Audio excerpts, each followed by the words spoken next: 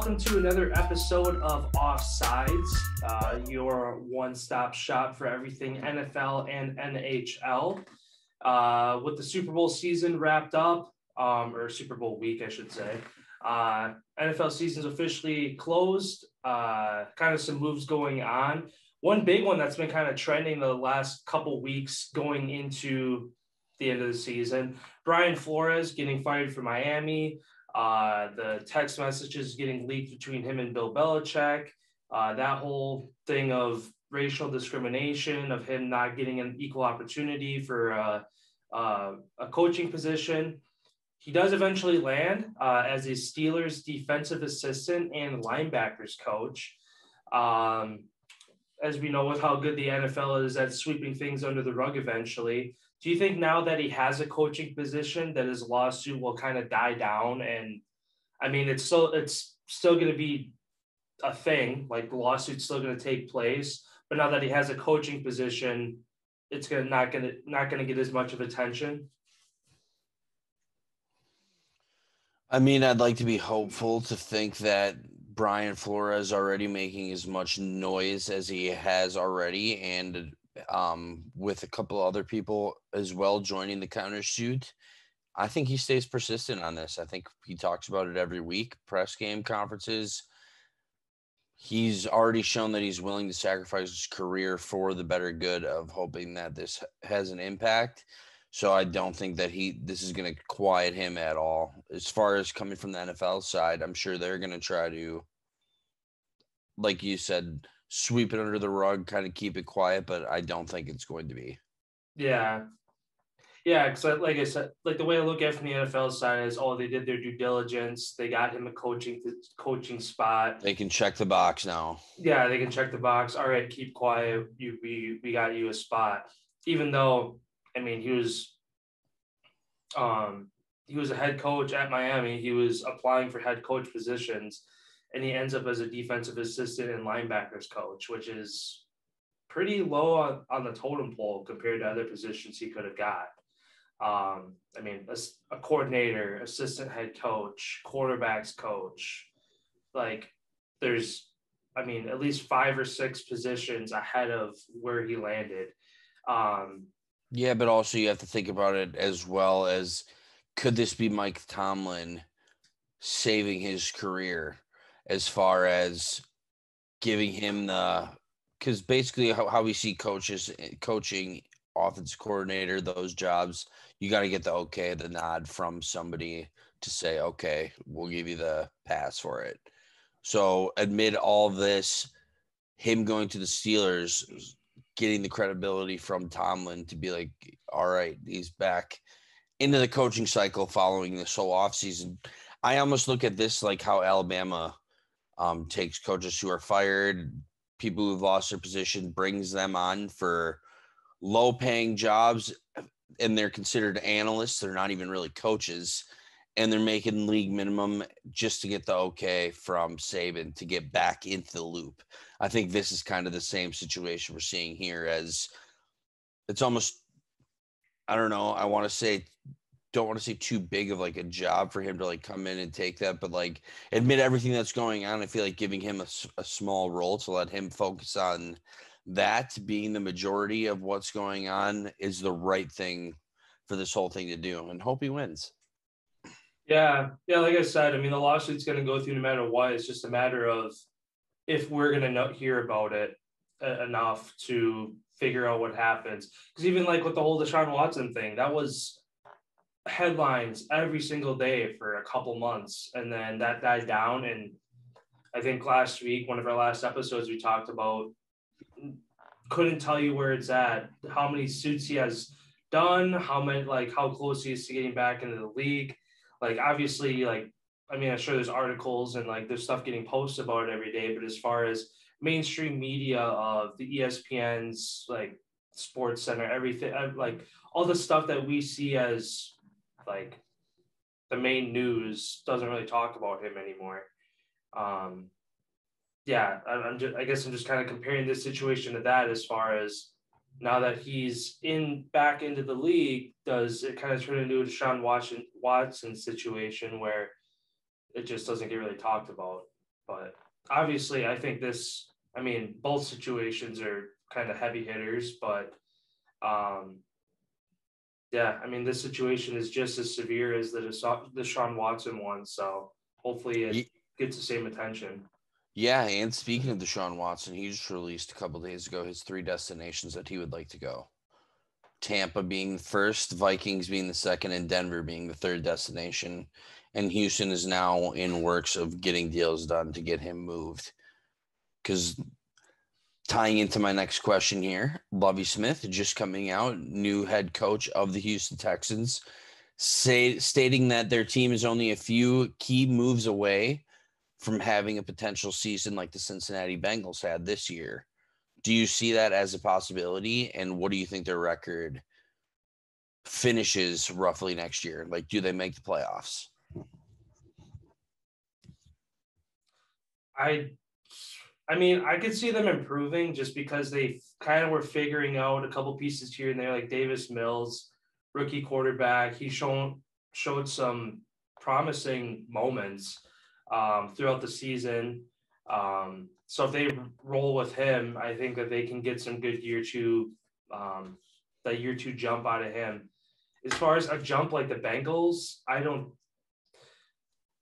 obviously he said, like, the key word there is he says we're a few key moves away. Okay, yeah, going out and getting probably 3 to 5 household names in a couple different positions across your team might get you there. But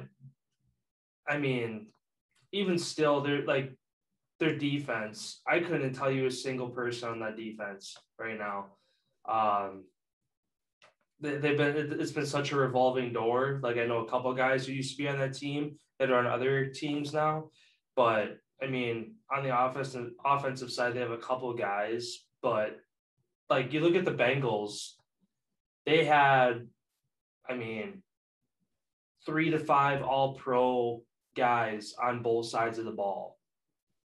Arguably,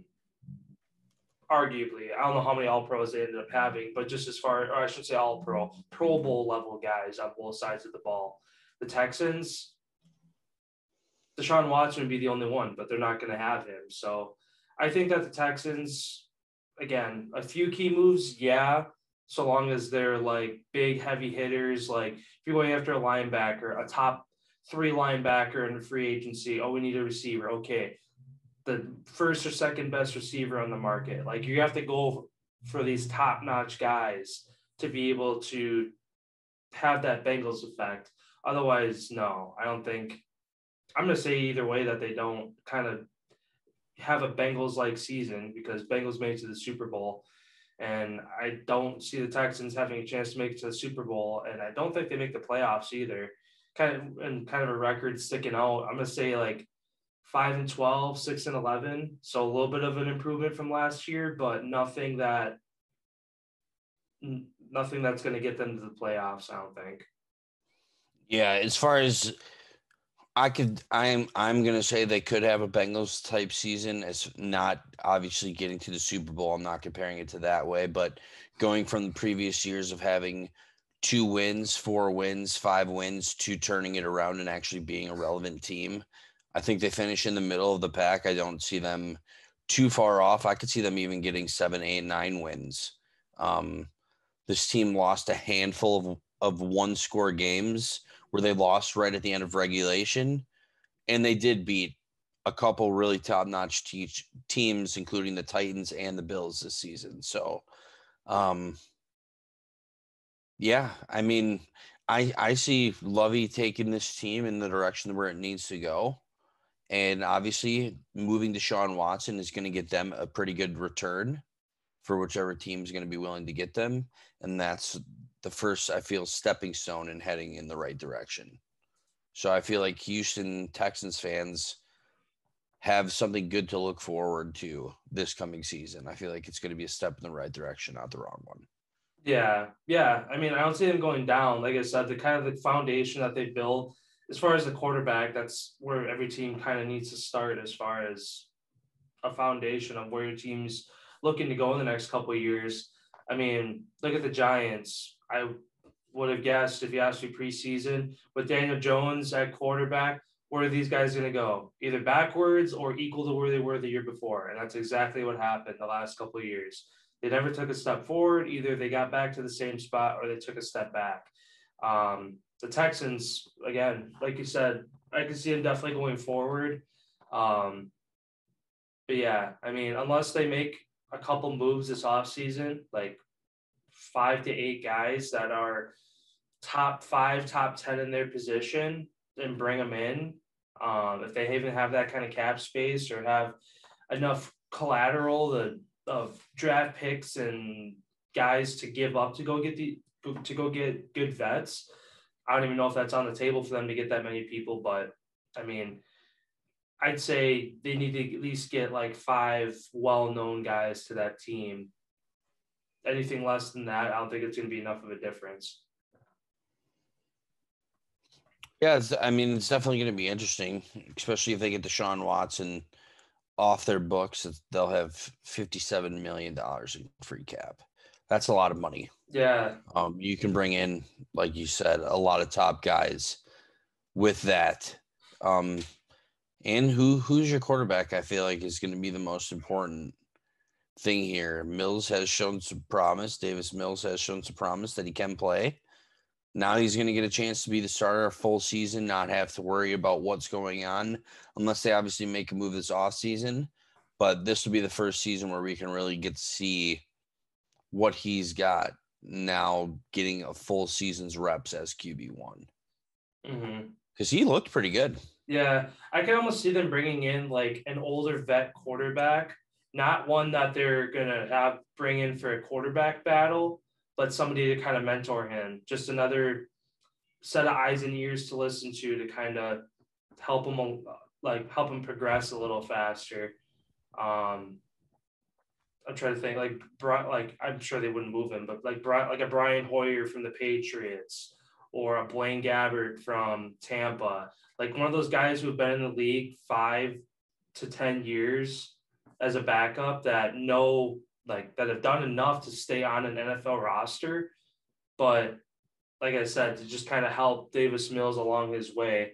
But then if shit hits the fan, okay, we have a guy who's been in the league 7, 8, 10 years who might be able to win us games in the meantime. Kirk Cousins? From sources I've seen, Vikings if Deshaun Watson ends up getting traded to Minnesota? Well, yeah, then obviously Kirk Cousins would be moved. But like I said, from sources I've seen, they're not planning on moving him. Just because Deshaun Watson says he wants to go to Minnesota, Minnesota can tell him to kick rocks and they're fine where they're at. Right. I'm just thinking from the perspective of Minnesota bringing in a new coach in the last year of Kirk Cousins' deal. He wants a long-term deal. They have yet to extend him one during the course of this whole entire season. I don't see them re-upping on him. I see them moving him rather than signing him to another 4-year, 5-year deal. Yeah, it's kind of a prove yourself kind of year. If they can get back to the playoffs and make a run, okay, we'll give you your 3-4 million or 3-4 year deal, make you one of the top paid quarterbacks, probably not the top paid because he got a deal once that made him the top paid, and then that's kind of when he took his decline a bit. But yeah, they get back to the playoffs, they have a good season. All right, we'll keep you. If they have an equal or worse year than last year, then yeah, they get rid of them. But yeah, he told Minnesota that he's unwilling to take a pay cut after they asked him to, and he said he wants at least $40 million a year minimum. He's not taking no less than that. So yeah, that put him, because I know there's a handful of guys over 40. So yeah, like if they give him 40, Mahomes is over 40.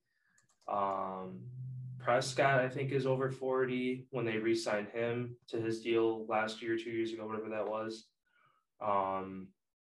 Yeah, Mahomes, Allen, Prescott are 3 that are currently over just for this next season.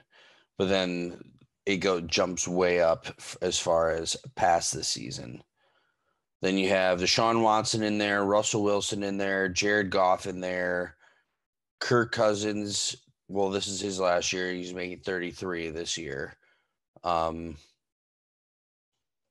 Yeah, Matt Stafford's last year.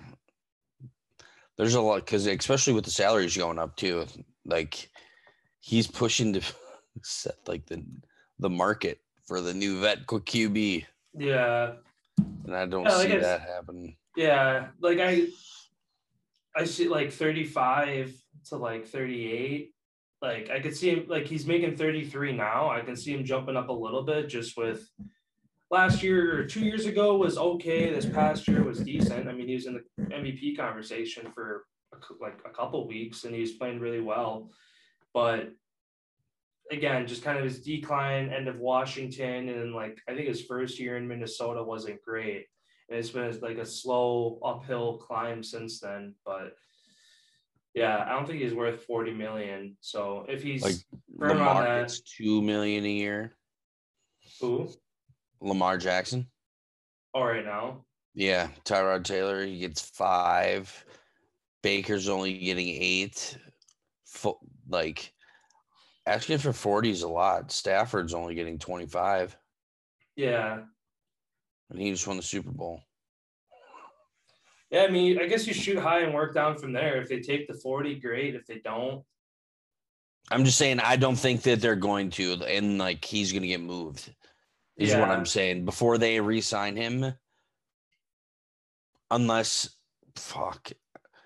I mean, last year he was trending up. Obviously, I had him in the MVP conversation for a long time until towards the end of the year. If he could have another one of those seasons, I guess maybe he does prove that he's worth it to them. But look at the team built around him.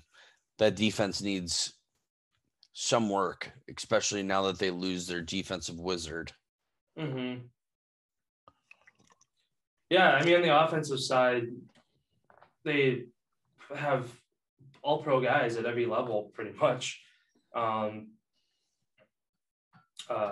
Jefferson, I can't remember who their tight end. Conklin, decent tight end, not like top 5, but like not. I put him in the top half of the league, and obviously Dalvin Cook, Adam Thielen, like they got guys. The offensive line even. Not Sheriff.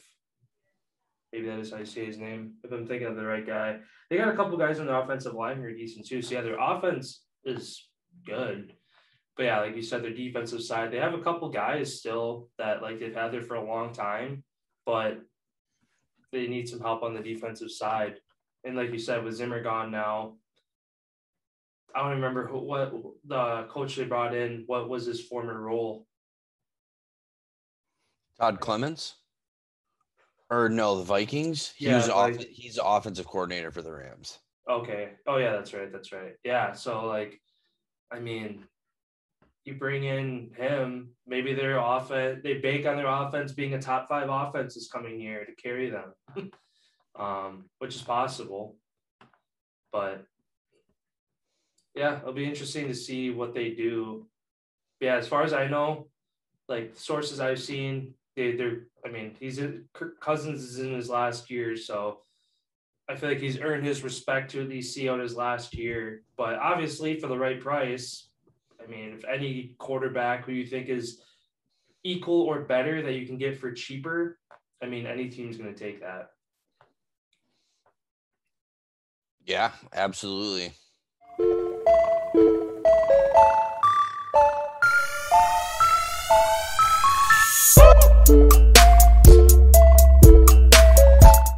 Sounds good then. Moving over to the ice here then. NHL season, again, inching closer and closer to the playoffs. My first question here for you, 4 straight losses.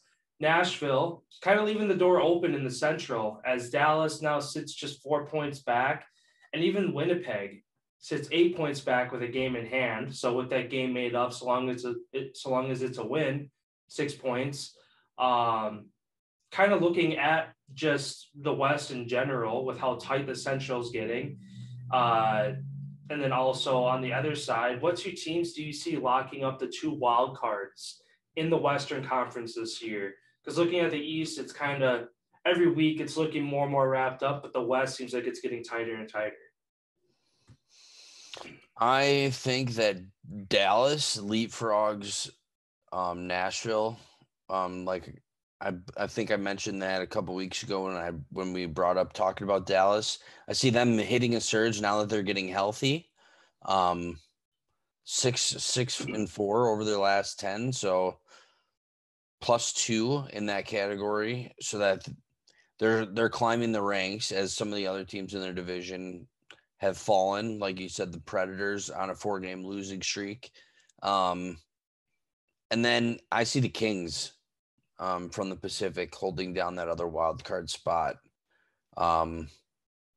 They've been a solid team. They're coming along very steadily right now. And yeah, it's kind of become a crapshoot in the whole entire West, as Colorado's literally running away with it all.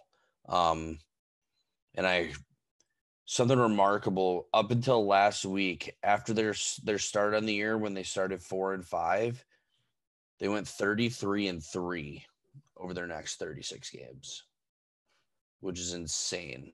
And yeah, look what they're doing, and they're about to get back healthy here. But yeah, that's who I think is going to take home the wild card. Dallas, I think, gets it, and the Kings. Yeah, and looking at the Pacific too, I mean, the other half of the West, that's tightening up as well, with how Edmonton put themselves back in the mix. The Kings kind of turned things around. I mean, every team aside from the Sharks and Kraken have 5 wins or more in their last 10 games. So as long as you're staying above that 5 mark, you're playing decent hockey. And obviously Calgary on top right now, not 9-win streak there. They could kind of run away with it too here, as they have a 2-point lead and 3 games in hand over Vegas. So that'll be interesting to see if Vegas can kind of keep it closer, if Calgary is going to kind of turn into Colorado and run away in the Pacific. But as far as the wild card, again, with how tight it's getting in the Central, with Nashville losing games, Edmonton putting themselves in the mix. I mean, really looking at the Pacific, you can go all the way down to Vancouver, 52 points, and then Edmonton is at 59, tied with LA, both at 50 games apiece. So, just 7 points back, only 1 more game played, so it's not devastating. But yeah, I mean, out of the Pacific, there's still 3 teams, Kings, Ducks, Canucks, that kind of still have a shot for that wild card. And then, on the other side, if Nashville continues to slip, I agree with you. Dallas kind of jumping into that 4th spot and taking that there. I don't know. As far as the 2 teams I see coming out of the West, I'm kind of waiting for the Ducks to go on another surge like they did. Was it roughly a month ago, where they were on the top of the Pacific, I think, at one point for a couple weeks, playing really good hockey. I don't know. I'm just waiting for Edmonton to kind of hit a slump again, just because. And what we talked about, I think it was last week, the next 3 games coming up is going to kind of leave that door open at the Lightning, Panthers, and Hurricanes to finish the month. So they lose those 3 games, and then the Ducks, Canucks, Kings win 2, or if not all 3 of their next 3 games. That's 4 teams within 3-4 points of each other. But yeah, I don't know. I'm gonna say the Kings, or I'm gonna say Edmonton ends up with a wild card spot, just because, like I said, I feel like they're gonna hit a slump again. The coaching change, Evander Kane, it's all fine and dandy, but I think that they have more overlying issues with that team than just getting that little surge with those couple changes. So I think the Kings end up jumping to that 3rd spot. Edmonton ends up taking a wild card spot, and the Ducks. So I'm going to say that no West teams end up with a wild card. It's going to be Anaheim and Edmonton with both the West wild card spots. Just because, we talked about Dallas last week or whatever, and the change, like getting healthy, and do they need to make some moves, things like that. They're kind of like, they haven't really made a ton of ground. Like they're 4 points back right now? Yeah, with a game in hand, so tech 2, I guess. But again, there's in the 5th spot in the West. So, you could be in the 5th spot and still end up with a wild card, but then, like I said, looking at the Pacific, I just think that they've been playing more consistent as far as like the Kings, the Ducks, with how they started the season. If they can get back to that, I think that they'd end up higher points than Dallas. So, yeah, Edmonton and Anaheim with the 2 wild card spots. Yeah, sounds good. And then sticking with Edmonton, as they're continuing to climb, now in the market to bring in Marc-Andre Fleury to their lineup, do you see them continuing to close the gap? And do you think that they pass Vegas by the end of the season? I see honestly Vegas as being one of the wild card teams, as they're on the brink of falling apart right now. Yeah.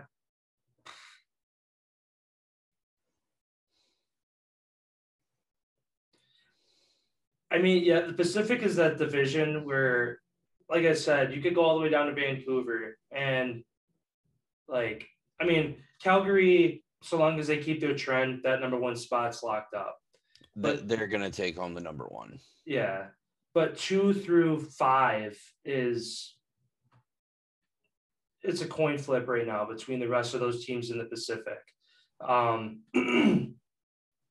you said, Vegas, with their cap issues of having to move some space to bring in Eichel, it's kind of putting all their eggs in one basket on him for him to come in and kind of save their season and keep them relevant enough to, 1, keep a playoff spot, and 2, can they even make it out of the first round? I don't know. So your question was if Edmonton would pass Vegas? Yep. Do they finish ahead of Vegas by the end of the year?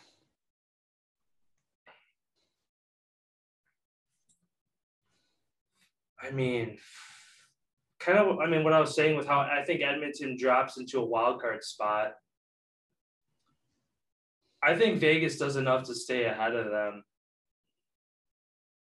Again, it's all going to bank on the productivity they're going to get out of Eichel. And he's so far they're 1-2 in his games. They got blanked their first game. They lost, and then he just had 2 points yesterday. So he's got 2 points in 3 games. Yeah. I feel like anytime you're off the ice for that long, it's going to be a little bit of a slow start, especially when you're 2/3 of the way through the season now, jumping into this kind of a hockey season, to where I feel like it's going to take you a week or 2 to catch back up a little bit with the game speed. But yeah, I give it another week or 2 with Vegas to kind of figure out, like, if Eichel gets hot, he's contributing. Obviously, he's not a huge goal scorer for them, because, as you mentioned, only 2 points. Were they both assists, or did he have a goal? He's got 1 goal, and he's actually has 3 points. I looked against the Kings. He had an assist in that game as well. So he has 3 points in 3 games. Okay. 1 goal, 2 assists. Yeah, pulling up their schedule, I guess, kind of a good indication of how you said that they're on the brink of falling apart. They play the Coyotes, so that's a game where if you show any signs of struggle, after that you finish with the Avalanche, and then you do have kind of an easy stretch to start March. But yeah, I give it at least another week or 2 to kind of see if Eichel is going to help move that team back in the right direction. Otherwise, yeah, I could definitely see Vegas falling out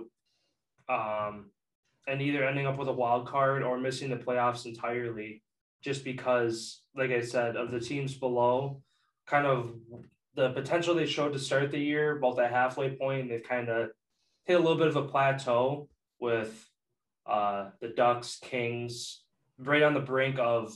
I mean, they each of them went on 5+ win streaks. I feel like at one point, and they were both at the top of the Pacific, so they have the potential to do it again. So, yeah, I could see. I mean, Edmonton, I guess technically passing, but both falling out of the top. So Edmonton ending up with a wild card, and Vegas either ending up with a second wild card, maybe, or missing the playoffs entirely, depending on Vegas or not Vegas, LA and Anaheim, how they do. But yeah, as far as Edmonton, again, another team where if they go 0-3 the next 3 games against the top teams in the league right now, that's leaving the door wide open for the other teams in the Pacific to catch them and pass them. Yeah, it's definitely going to be a sprint to the finish. That's for sure. At least in the West half, because the East is pretty much all but wrapped up almost at this point. There's really only there's literally of where... like the only team that has a chance. Columbus is going to have to do something insane. In Detroit, I mean, if they get lucky and can go on some type of run, that's their only chance. But they're currently the closest, being 10 points out of the playoffs right now, as the top 8 teams are set in that whole conference. So, yeah, the West is going to be interesting. Outside of, you basically have one guaranteed team, the Avalanche, because at this point in the season, the worst that they could finish is with a wild card spot. So, yeah, and then like Calgary too. They're obviously set up perfectly to run away with it in Pacific, 3 games in hand. But if you lose those games, you only have a 2-point lead over Vegas and a 5-point lead over LA and Edmonton. So those makeup games, if you're losing them, it's keeping it close. So, but again, they're 9-1 in their last 10. Again, 9-game win streak. Nothing. Looking at their schedule here, yeah, they're playing right now. Yeah, tied 1-1 against the Jets. End of the second, I see that. Yeah, and then to end the month, Canucks Wild. Again, Canucks, kind of their chance to show they're still in it. And the Wild, of course, they've been playing great lately. And Carolina currently going through the ringer. They're struggling. So my Flyers got them tied, 3 minutes left. Yeah, I see that. It's crazy. I saw with the Avalanche Bruins, they're already done. It was like, what was it, 11:30 or something they started this morning? I feel like I think so. They started some early games. Yeah, because they got to make them up. Make them up, yeah. But yeah, again, kind of at that 2/3 way point through the season now. Again, as we were talking about the standings in the East, pretty much a wrap. There's maybe 1 or 2 teams that, if they go on a really impressive run, could make some noise for a wild card spot. But yeah, the West is going to be kind of, I guess, the focal point to the finish, because that's where there's going to be a lot of shifting, some teams hanging on, some teams making a push to try to steal a spot, all that good stuff. So that'll be fun. Yeah, about a 30-game sprint to the finish here. It's going to be intense, especially with the trade deadline coming up here shortly. It's going to be interesting to see if teams make any moves, try to bring some veterans in to give them that boost, as that's kind of the motto in the NHL, bringing in a vet that has playoff experience to help boast your lineup. But yeah, things are going to get interesting here down the stretch. And yeah, I'm going to be excited to keep our eyes on it. And then thanks everyone for stopping in today and checking out today's episode of Offsides. Just to let everyone know, we do plan on moving to a different platform called Grassroots. We'll keep you guys filled in on the details of that. But keep checking in on YouTube. We'll be back tomorrow.